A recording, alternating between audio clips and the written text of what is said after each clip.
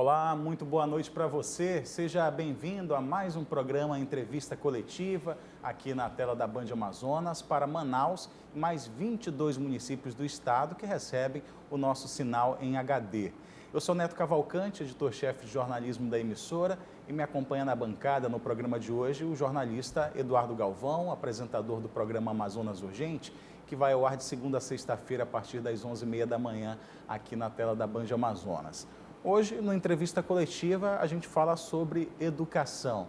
Para falar sobre isso, nós recebemos a secretária de Estado de Educação e Desporto do Amazonas, secretária Cuca Chaves. Secretária, muito obrigado por ter aceito o nosso convite, está aqui com a Band, está aqui na Band hoje participando da entrevista coletiva. Na verdade, eu que agradeço, né? E nós do Governo do Estado, mais uma possibilidade de estar trazendo, apresentando todos os avanços na área da educação, e é um prazer para nós estarmos aqui levando a informação para todos os telespectadores da Band. Secretária, a senhora chegou recentemente até a titularidade da SEDUC, substitui o secretário Fabian, que agora está em outra missão ainda dentro do governo. E para quem está em casa poder conhecer um pouco mais da sua história, gostaria que a senhora contasse um pouco de como é que foi a trajetória profissional até chegar esse momento ocupando o cargo mais alto dentro da Secretaria de Estado da Educação. Perfeito, né? Até uma honra hoje poder estar à frente há 2 meses, na verdade, há 2 meses estando como secretária de Estado da Educação e Desporto do Amazonas. Já estava secretária executiva e coordenadora do PADEAN, que é um programa de aceleração em parceria com o BID, há 2 anos já na Secretaria de Educação com o secretário Fabian, e assim poder trabalhar e assim fechar um ciclo da educação básica para mim é uma honra. A minha experiência, a minha formação é voltada para a administração com habilitação em gestão pública. As minhas formações, especializações, MBAs, todos voltados para a gestão pública. Então, assim, é uma paixão pelo que eu faço, é uma paixão pela gestão. E quando a gente trabalha com educação, essa paixão aumenta. Então, assim, dentre 23 pastas que já pude trabalhar como agente pública, durante esses 35 anos que faço agora de gestão pública, por 4 vezes eu já estive trabalhando com a educação infantil, né, na Prefeitura de Manaus, também na UEA, onde eu tive a oportunidade, inclusive, de ter um cargo administrativo de gestão e também de ministrar aulas. E fechar esse ciclo, estar hoje à frente de uma secretação, de uma secretaria de educação que lida com a educação básica, que está à frente desses adolescentes, desses jovens que buscam por tantas novidades, como a tecnologia aí aponta, são grandes desafios, e assim é uma honra como gestora, como administradora, poder ter tido, né, essa honra de ter recebido esse convite do governador Wilson Lima, que acredita que o corpo técnico, nesse momento, é uma posição vital para que a gente consiga finalizar, assim, de uma forma muito exitosa, o comprometimento dele, quando, então, apresentou sua proposta de governo para a educação. E nós temos aí projetos por ele prioritários, e esses projetos estão em andamento, já foram implementados, e assim até o final de 2020 nós fecharemos com êxito todos os projetos que foram por ele e toda a sua equipe de educação idealizados. Como foi aceitar esse convite em um momento complicado? A gente vive numa pandemia, né, onde a educação foi fatalmente muito afetada, mas o Amazonas já tinha algo preparado, não por conta da pandemia, mas por conta das nossas peculiaridades, como a questão do centro de mídias. E como foi aceitar esse desafio também nesse momento de retorno, né? Muito medo dos pais, medo dos alunos, dos professores, de voltar para as aulas presenciais na sua forma integral. É verdade, Neto, é um desafio, né? É um desafio, precisa coragem, precisa realmente se sentir preparado, seguro, e creio que estar presente já juntamente com o governador e sua equipe dentro da Secretaria de Educação, como secretária executiva e como coordenadora de um grande projeto que alavanca a educação no estado do Amazonas, me deu justamente essa sensação de temos muito a fazer, Já temos estava no muito barco, que né? melhorar. Estou no barco, eu não abandono o barco, e assim foi trocar a turbina do avião em pleno voo, mas assim com muita segurança, porque os caminhos já estavam traçados. Na verdade, é a continuidade de um trabalho que o governador já havia iniciado, até com o secretário Luiz Fabian, que hoje faz parte de uma outra secretaria ao lado do governador e que já tinha brilhantemente também traçado esses caminhos. Então, nós estamos numa continuidade. Mas, como você diz, vivemos uma crise sanitária, uma pandemia mundial, algo nunca vivenciado, algo nunca imaginado. E foram cenários totalmente diferentes e imprevisíveis de tudo aquilo que a gente já vinha vivenciando. Mas temos, dentro da estrutura da secretaria, eu digo que é o nosso brilho, é o nosso assim, diamante, né, lapidado, um centro de mídias riquíssimo em talentos profissionais e uma estrutura capaz de inovar. Então, assim, diante desse cenário, haviam muitos medos, haviam.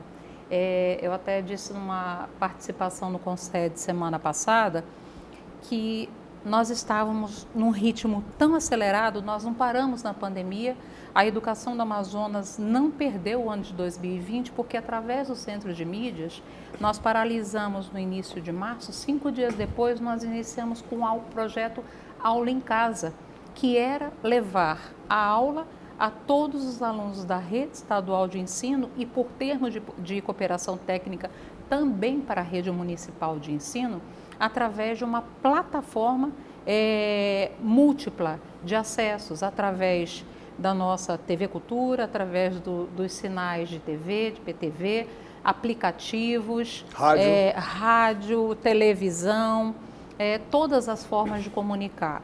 Sabemos que essa forma de comunicação, ela conseguiu chegar a muitos estudantes. E já tínhamos iniciado também um planejamento por não termos parado.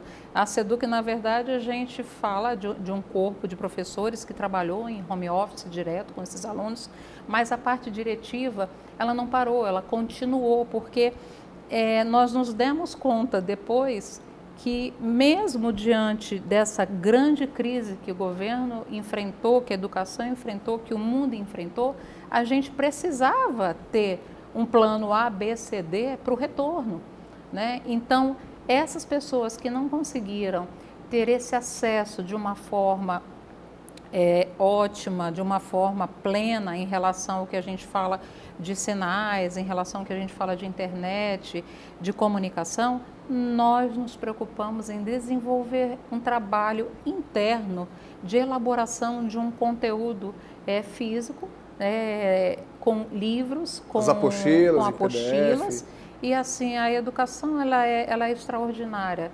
O corpo de professores, pedagogos, profissionais da educação, secretários, eles acabaram no interior, onde a gente tinha um maior problema de chegar a esse sinal nas comunidades mais distantes, ribeirinhas.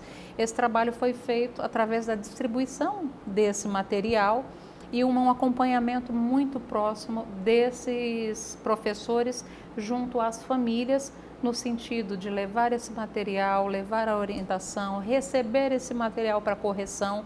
Então, assim, todas as formas possíveis nós o fizemos para que a gente tivesse realmente um ano de 2020 com perdas mínimas, porque a gente sabia que nós iríamos enfrentar uma lacuna de aprendizagem muito grande e nós teríamos também muita perda e muito abandono. Você tem ideia, Neto, Eduardo, o programa Aula em Casa, através do Centro de Mídias do CEMEAN, do Governo do Estado, ele conseguiu, através desses termos de cooperação técnica, levar a educação para mais de 12 estados e cidades do nosso país. Então, São Paulo trabalhou com o programa Aula em Casa, Espírito Santo trabalhou com o programa Aula em Casa. Esses estados, eles criaram uma rede, um mini centro de mídias para aquele momento, para que eles pudessem receber todo esse material e retransmitir dentro de suas redes. Eles vieram conhecer dessa tecnologia aqui com a gente. Vieram conhecer essa tecnologia verdade, depois foi com a iniciativa do ex-secretário, né? ex-secretário de Educação, Rosiel, que hoje é secretário de São Paulo, ainda é secretário de São Paulo. Na verdade, o Centro de Mídias, ele foi uma iniciativa há 14 anos atrás.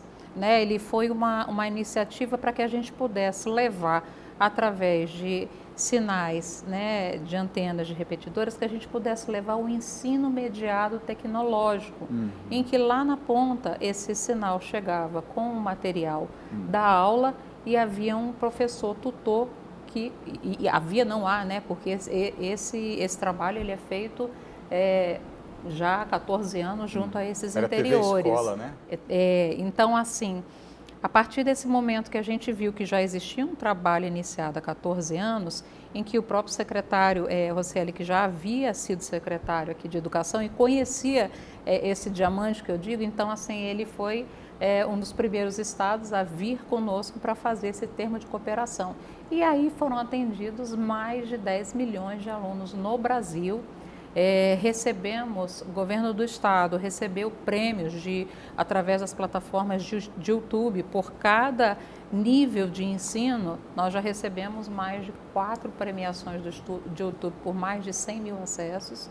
E assim, recebemos premiações, inclusive do Banco Interamericano, por programas que nós fizemos nessa paralisação, em que o governador ele determinou que nós tivéssemos que levar merenda para o aluno dentro das suas casas. Então, assim, o Merenda em Casa foi um programa revolucionário, foi um programa grandioso que não só a capital, mas como o interior teve a possibilidade de receber esse rancho formatado para que o aluno tivesse alimentação para aquele período crítico de 3 meses em que a gente não tinha como retornar ao ensino.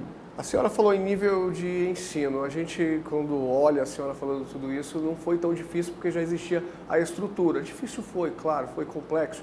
Então temos TV que foi usada, rádio, PDF, aplicativos, material e tudo impresso. Mais. Mas e hoje, em relação ao nível, ao pareamento, nivelamento desses alunos, dessas crianças, desses jovens que ficaram em casa, a dificuldade maior foi em absorver o conteúdo ou dos pais em cuidar, levar ali o andamento do ensino com os filhos? Levando em consideração que a maioria estão fora de casa, trabalhando, não tinha aquele monitoramento. Então hoje, depois de tudo isso, como é que foi, como é que é esse nivelamento entre os alunos?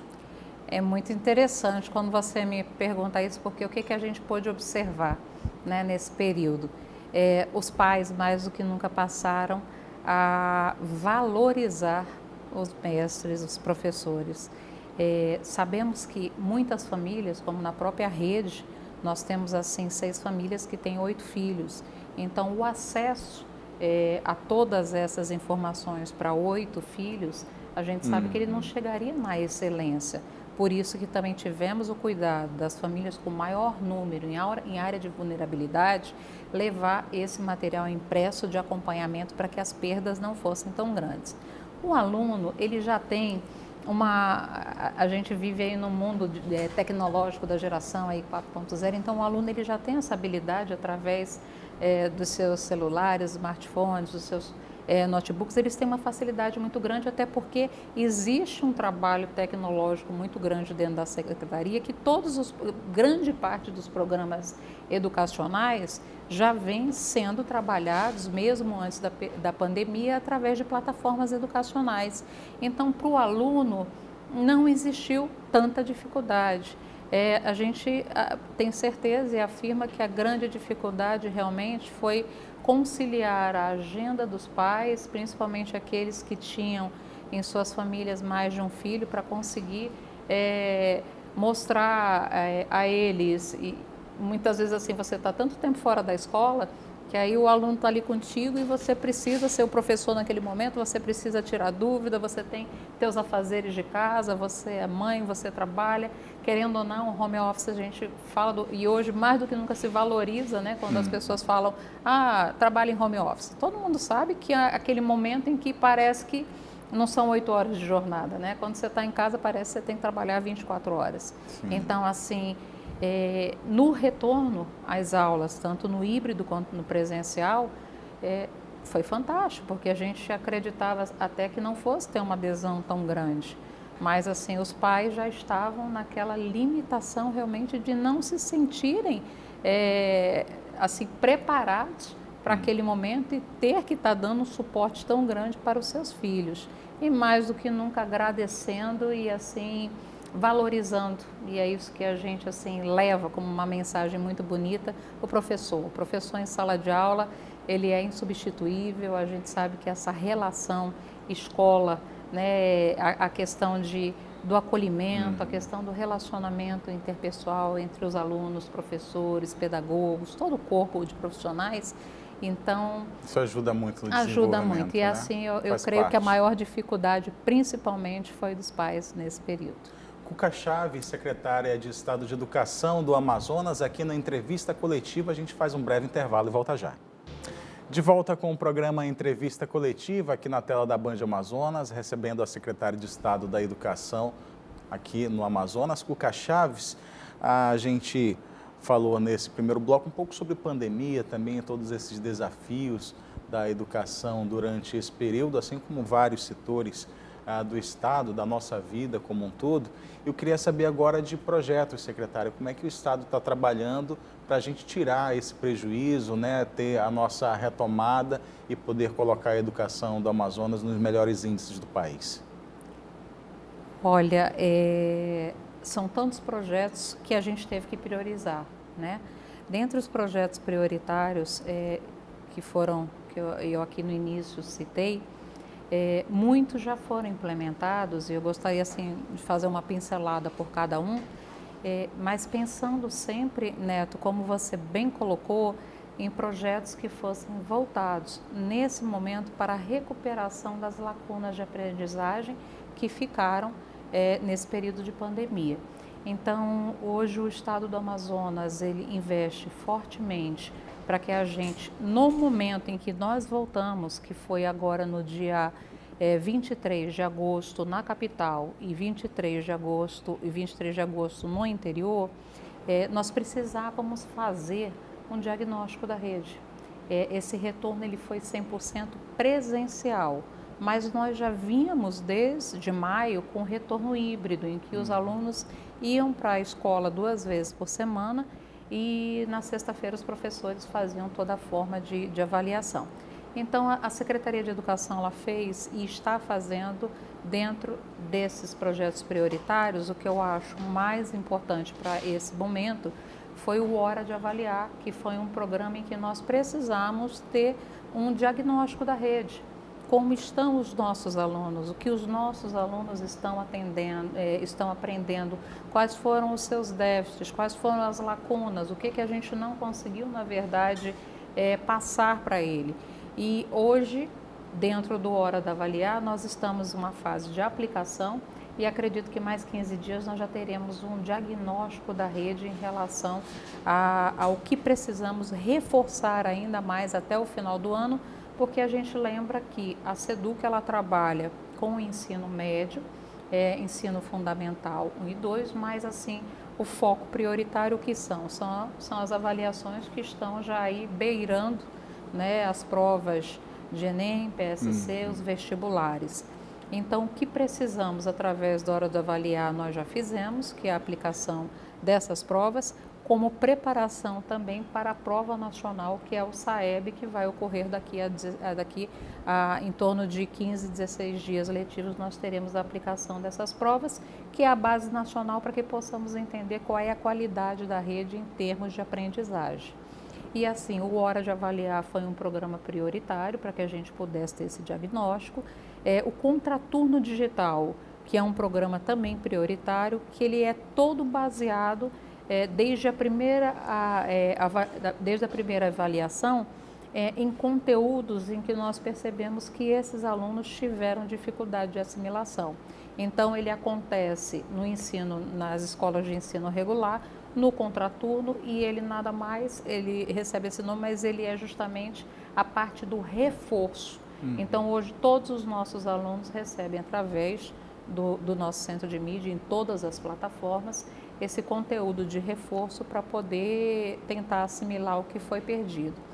Vários programas voltados justamente para o Enem, que é a nossa preocupação com nossos jovens, para que a gente possa realmente formá-los. Sabemos que existe uma perda histórica, e isso nacionalmente falando, principalmente do aprendizado nas principais matérias português e matemática. Então, assim, hoje o nosso foco principal é que a gente consiga fazer um reforço, que possamos combater e minimizar essas perdas, principalmente nessas matérias que são básicas, né? E temos projetos assim maravilhosos na parte de formação de professores, o Trilhas do Saber. Ele é um projeto que ele foi idealizado no início de 2020 e hoje nós já temos mais de 6 municípios que já receberam essa programação. É como se a Secretaria de Educação e o Governo do Estado se deslocasse dentro para o município do interior e pudesse levar todo tipo de formação, não só para profissionais da educação, mas eu digo professores, pedagogos, mas também para não docentes, profissionais da educação que fossem também não docentes. E aí a gente está pegando toda esse nível de educação, todos digo, são os atores, né, da escola, desde a parte de vigias, de merendeiros, de secretários, e levando todo tipo de formação que venha facilitar essa comunicação com o aluno e essa melhoria na qualidade do ensino. São formações com cerca de 70 oficinas, formações inclusive na área de comunicação, mostrando como esses municípios podem contribuir muito na comunicação das boas práticas que eles utilizam. São profissionais que fazem parte do dia a dia da escola, né? E podem apresentar outras habilidades e somar, né? Principalmente na área da comunicação, elaboração de podcasts, elaboração de mídias para que possam ser colocadas nas suas redes sociais. Então, assim, é uma série de formações e nós já chegamos a quase 5.000 profissionais formados. Essa formação, é importante que a gente diga, ela não é só voltada para profissionais da rede do Estado. Quando nós vamos para o interior, essa formação tanto é para profissional do Estado como município, porque a gente entende que esse aluno que vem da rede municipal, ele será o nosso próximo aluno. Então, a gente precisa dar todo esse apoio. E aí vem mais um programa prioritário da educação, que é justamente trabalhar a formação de 1º a 5º ano para todos os profissionais da rede municipal, para que a gente possa cada vez mais formá-los, levar a eles esse conhecimento. Então, mais de 15.000 profissionais terão, através do programa de formação POEA, a oportunidade de fazer um curso de pós-graduação de 1º a 5º ano da rede municipal, para que a gente receba esse aluno com um nível de aprendizagem, de alfabetização muito melhor. Secretária, esse segundo bloco um pouquinho mais curto, nosso tempo está acabando já. Eduardo Galvão. Secretária, é bem rápida a minha pergunta. O governador prorrogou o concurso de 2018 até março do ano que vem, 2022. Isso. O que muda com esses profissionais? Justamente da área da educação, pedagogos e também ali a parte administrativa e tudo mais. O que muda ali? Qual é o ponto positivo nesse agregado de novos profissionais? Já vão entrar para fazer oficina também? Já vão aproveitar aqui o gancho? Já vão entrar para todo esse trabalho e, assim, essa é a maior preocupação e determinação do governador, que nós tenhamos justamente todos os profissionais com as suas cargas. Nós não podemos ter cargas vagas dentro das escolas. E com o processo que nós tivemos de muitas perdas do período de pandemia, com o processo natural de aposentadoria desses profissionais, a educação ela é muito célere, ela é muito rápida no sentido de várias pessoas entrando para se aposentar, entrando de licença médica, mesmo. muito dinâmico, e assim nós não podemos ter a escola sem esses profissionais. E essa prorrogação do concurso ela foi maravilhosa, justamente nesse período que nós passamos de pandemia. O governador deve anunciar aí, novidades muito boas para o exercício de 2022, mas nesse momento nós estávamos ansiosos para ter esses profissionais dentro da rede. E eles também, né, que fizeram o concurso.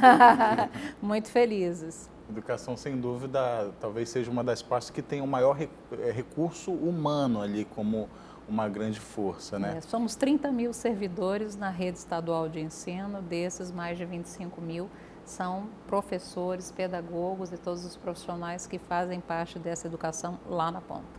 Agradecer, Eduardo Galvão, pela participação. Nosso tempo chegando ao fim. Secretário, qual é a marca que a senhora quer deixar dentro da secretaria, onde quer que fique escrito o nome Cuca Chaves dentro dessa sua gestão?